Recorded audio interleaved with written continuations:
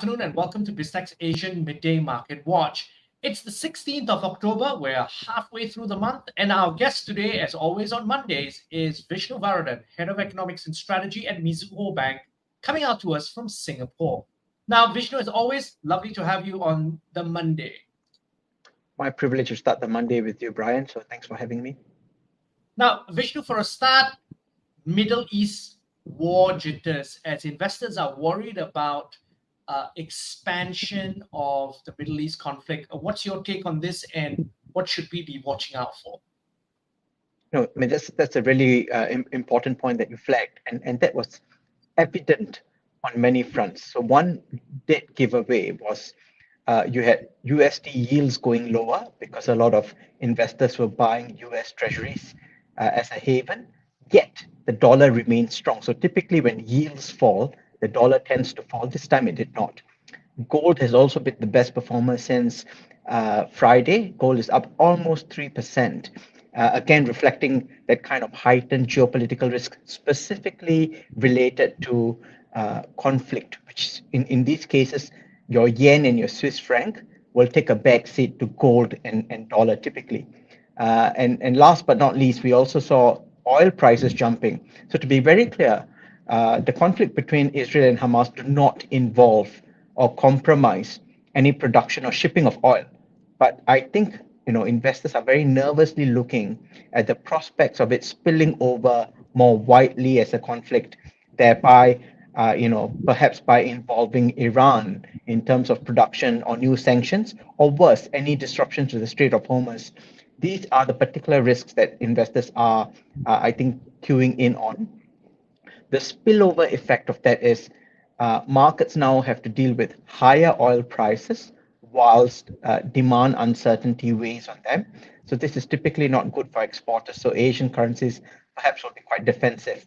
And that's quite telling as well, because even if there are at the margin some positives about China, hoping for higher growth, so on and so forth, everyone is aware of the huge spanner in the works that could come about due to geopolitical risks. And now, speaking of China, with the start of the week, one of the key points to look for this week is basically China GDP numbers, which are out, I think, on Wednesday. Yeah, you're absolutely right.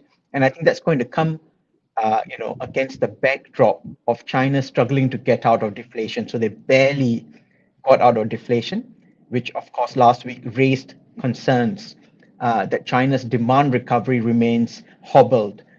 This week, we'll probably see all the activity numbers. GDP will be the main focus. There is a high chance that GDP, whilst decelerating in the headline to about 4.5 from over 6% in Q2, is actually a Q on Q acceleration. This is mainly a base effect. Last year's Q2 was a very low base. It stepped up in Q3. That's why you'll see headline numbers slowing. We think that whilst the immediate knee jerk might be to an outrun, so an outperformance there, our main concern here remains that beneath that, confidence doesn't seem to be restored in a durable fashion. So the real question for us ought not to be whether we can hit 5% this year. That rabbit is quite easy to pull out of the bag. The real question is whether that kind of 5% momentum may be sustained.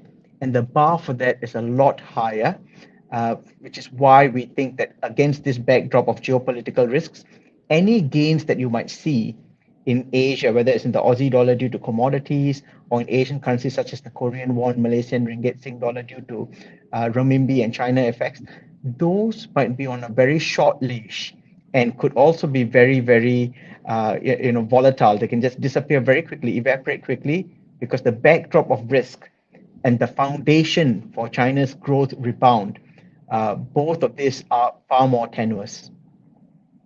On that note, on that very cautionary note, thank you very much for your insights, Vishnu, and thanks for coming on the show. My pleasure, Brian. Thanks for having me here. Now, we've been speaking to Vishnu Varathan, Head of Economics and Strategy at Mizuho Bank, on BizTech's Asian Midday Market Watch. I'm Brian Fernandez. Check out this interview on our website, www.biztech.asia, as well as our syndication partners, TV stations, radio stations, and websites. Thanks a lot for tuning in.